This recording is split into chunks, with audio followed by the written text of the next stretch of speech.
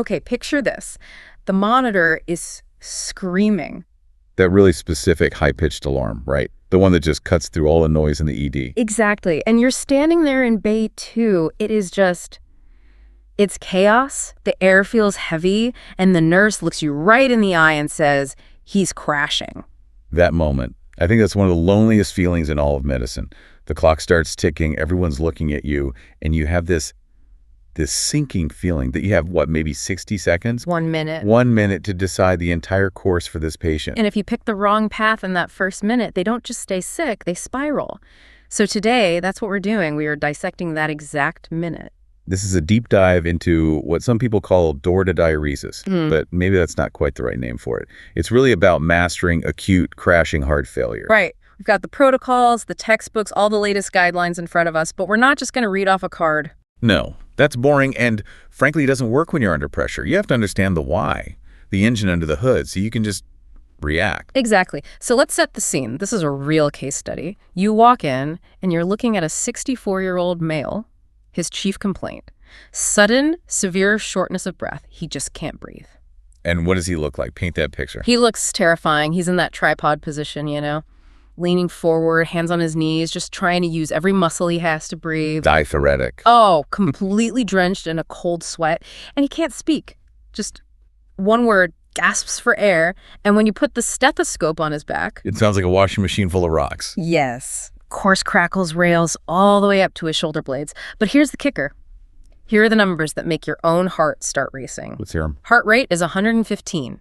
His O2 sat is circling the drain at 82%. But his blood pressure, it's just astronomical. It's 220 over 120. 220 over 120. Okay, everyone listening, just hold on to that number. Yeah. That is the key that unlocks this entire puzzle. So here's the challenge for you right now. You are the provider. The nurse is waiting.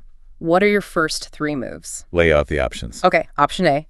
You order 40 milligrams of Lasix in the lore and put him on a simple nasal cannula. Option B.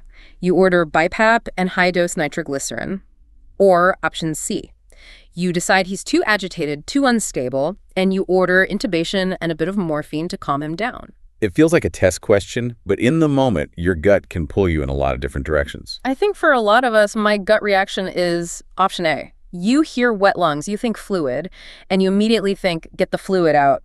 You reach for the Lasix. It's a reflex, and it's an understandable one, but in this case, it's the wrong one. You might actually make things worse. So the correct answer is B. The life-saving answer is B, BiPAP and nitroglycerin. Okay, so let's unpack this because this is the core of the whole deep dive. Why is my instinct to give a diuretic wrong? He has fluid in his lungs. I want him to pee it out. Because he doesn't actually have too much fluid.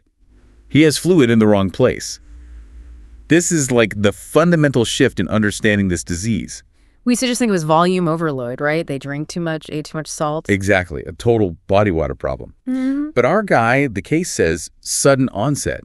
He didn't just chug a gallon of water. That fluid is already inside him. It moved. Oh, what is this called? This is SCAPE, sympathetic crashing acute pulmonary edema. Sympathetic crashing acute pulmonary edema. That sounds pretty intense. What's the mechanism? It all kicks off with a massive sympathetic surge. Adrenaline dump. Maybe he forgot his blood pressure meds, maybe a little chest pain, who knows. But that surge causes massive vasoconstriction. So all his arteries just clamp down tight. Like kinking a garden hose with the water still blasting. That's what drives the pressure to 220. Now imagine your heart, your left ventricle, trying to pump against that solid wall of pressure. It fails. And the blood has nowhere to go but backward.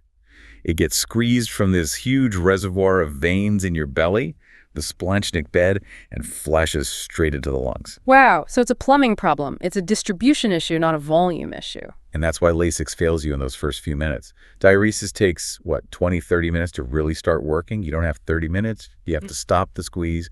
You have to fix the pressure. That makes so much sense. Okay, so let's get into how we do that. Option B, it started with BiPAP. The source material calls this the plastic fix. I love that name. Step 1 is the airway. Good. But not a tube down the throat. We're talking non-invasive ventilation, NIV. Now, a lot of people get hesitant here. The patient's panicking. They feel like they're drowning, and you want to strap a tight mask on their face. It is aggressive, and you have to coach them through it. You have to sell it. Because that mask does 3 magical things. First, obviously, it pushes oxygen in and pushes the fluid out of the little air sacs, the alveoli. It reinflates the lungs. Exactly. Second, it takes over the work of breathing. The patient is exhausted. The machine does the work. But the third thing, and this is the one people forget, it reduces preload. How does a mask on the face affect blood flow to the heart? It's just physics. The positive pressure inside your chest actually squeezes the big veins, returning blood to the heart. It reduces the amount of blood getting dumped into that already overwhelmed pump. It's a hemodynamic intervention. That's incredible. The mask itself is treating the heart failure. So there's a golden rule here in the protocol. Do not wait for the x-ray. Oh, absolutely critical. If you wait for the portable x-ray or roll them down the hall, that patient might code right there. You treat the patient, not the picture. Wet lungs plus sky-high blood pressure equals SCAPE. Get the mask on. Are there any safety settings to keep in mind? I'm seeing CPAP at 5 to 10 or BiPAP at 10/5. Is there a danger zone? There is. You generally want to keep that inspiratory pressure, the IPP, below about 20 centimeters of water. And why 20? Because that's the pressure that can overcome the sphincter at the top of your stomach. Wow. Start pumping air into their belly. Gastric insufflation. Right. And that can make them vomit. And vomiting inside a tight-fitting mask while you can't breathe is... a total disaster, aspiration. It's an airway catastrophe. So you start low, maybe 10/5, and you titrate up. But you get the plastic on immediately. Okay, so step 1, plastic fix. Get the BiPAP on. Step 2 is breaking the cycle. This is the medication part. We've established Lasix is out for now. We're going with nitroglycerin. Nitro is the hero of SCAPE. It's a powerful vasodilator. It opens up the veins and, at the high doses we're talking about, the arteries too. It unkinks the hose. Instantly. It drops that afterload so the heart can finally start pumping forward again. It fixes the root cause of the whole backup. Let's talk about dosing, though, because I feel like standard protocols are always really conservative. Start the drip at 5 mics a minute. That's for stable angina. This patient is actively dying. Starting at 5 mics per minute is like spitting in the ocean. The literature is clear on this. You need to be aggressive. So what does that look like, practically? Well, while the nurse is trying to get an IV, which is hard because the patient's so clamped down, you're giving sublingual nitro, 400 micrograms under the tongue, every 5 minutes. You're front-loading the system. Buying time for IV access. Exactly. And once that IV is in, you start the drip high, 20, 50, even 100 mics a minute. And you are glued to that blood pressure cuff. Your goal is to titrate that systolic pressure down from 220 to a safer range, like, 140, 150. Is there a risk of going too far, making them hypotensive? Of course. But that's the beauty of nitro. Its half-life is, 2 minutes? If you overshoot, you turn off the drip, and 2 minutes later, it's gone. You can't do that with other drugs. Right. You can't take back a big dose of Lasix. You can't. And what's worse, and this is a huge point from the sources, is that in the first 10 or 15 minutes, IV furosemide can actually cause a temporary vasoconstriction. Wait, really? It makes the clamping worse at first. It can. It stimulates the renin-angiotensin system. Yeah. So you're giving a drug that could temporarily raise the pressure even more in a patient who is dying from high pressure. It's the exact opposite of what you want to do. That is a massive clinical pearl. Okay, so we've got BiPAP, high-dose nitro. Let's talk about the pitfalls, the things we do that make us feel better but actually hurt the patient. Number 1 with a bullet, morphine. It sounds so humane, though. He's terrified. Let's give him a little morphine to calm him down. It's a myth that needs to die. The data is so clear. Morphine increases intubation rates, increases ICU stays, and increases mortality. Why is it so bad? It's a respiratory depressant. This guy is breathing 36 times a minute because he has to. It's his only compensation. You give morphine, you blunt that drive, his CO2 builds up, he gets sleepy, and then he stops breathing. You took away his will to fight. Precisely. He looks calmer because he's crashing. So morphine is out. What about the other trap? Waiting for the troponin level to come back. I see this all the time. It's task fixation. You think heart patient, you think heart attack. But let me ask you this. Does a positive troponin change what you do in the first 5 minutes? No, not at all. I still have to fix his breathing and his blood pressure. Exactly. You're prioritizing a lab value over the physiology. Get the labs, sure, but do it in parallel. Treat the patient first. Speaking of parallel processing, let's talk diagnosis. We have the stethoscope, but the guide is pushing hard for post-US point-of-care ultrasound. The stethoscope is great, but it can lie to you, especially in a loud ER. Ultrasound is visual. You put the probe on the chest, and you look for B-lines. What B-lines? They look like bright white laser beams, like comet tails shooting down from the top of the screen. If you see 3 or more in one spot, that's water. That is pulmonary edema. And it's instant. It's instant. And it can save you from the most dangerous mimic of this whole thing, the quiet chest. Right, because with severe asthma or COPD, you'd expect to hear wheezing. But if they are so tight that they're not moving any air, you won't hear anything. It'll be silent. And if you mistake that for clear lungs, you're going down the completely wrong path. The ultrasound tells you immediately, no B-lines, think asthma. Lots of B-lines, think heart failure. Okay, I have to throw the curveball at you now. The plot twist. We've got the same 64-year-old guy, wet lungs, can't breathe, but now you look up at the monitor and his blood pressure is 70/40. Oof, yeah.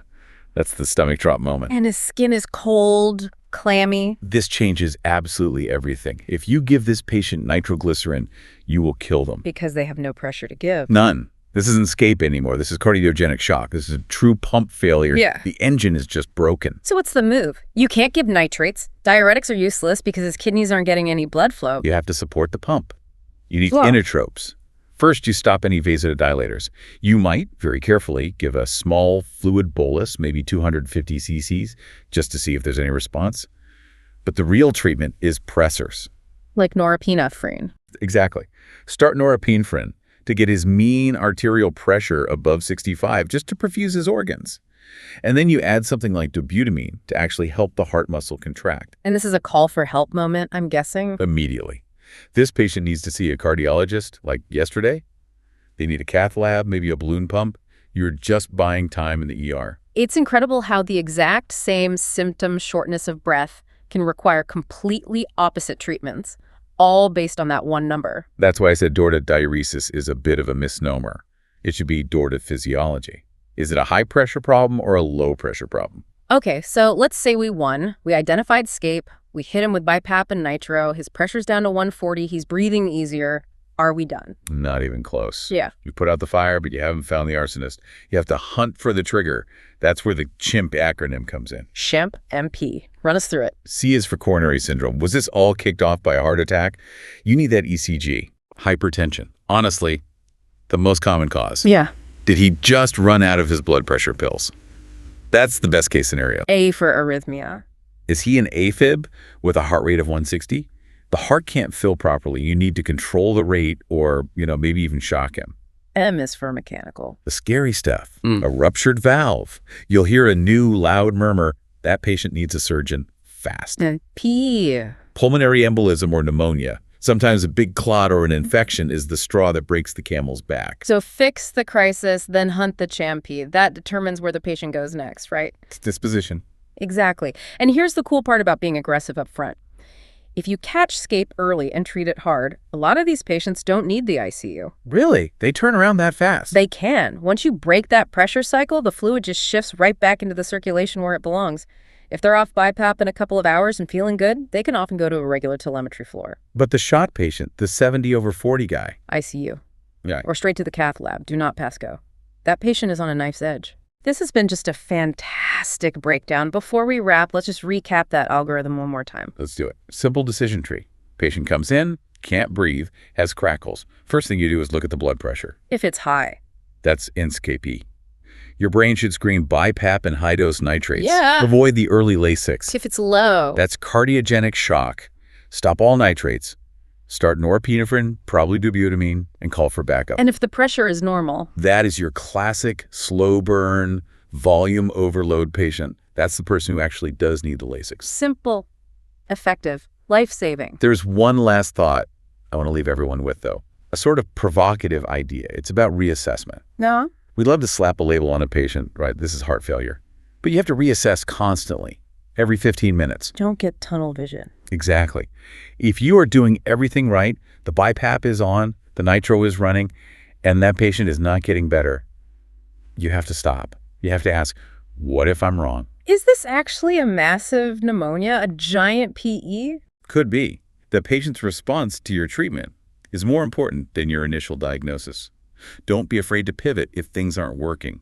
Trust the physiology. Trust the physiology. I love that. That's the takeaway. Well, that's all our time. To everyone listening, next time you're in that situation, the clock is ticking. Just take a breath. check the pressure, and don't be afraid of the nitro. Thanks for diving in with us. Be curious.